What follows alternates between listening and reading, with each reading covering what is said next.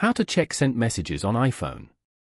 To get started, first of all go ahead and open up the Messages application on your phone. The Messages app on iPhone allows users to send and receive text messages, photos, videos, and other media. It also supports features like group messaging, voice messages, and the ability to schedule messages. You are now in the Messages page where you can view all your messages. Open any message from here. If you see delivered below your last message in this chat, it means that the message has been sent. After that, go back and open up the Mail app. Over here, go to Inbox at the top. Open any of your mail from here to check their sent mails. Following these steps, you can easily check send messages on iPhone. Thank you for watching.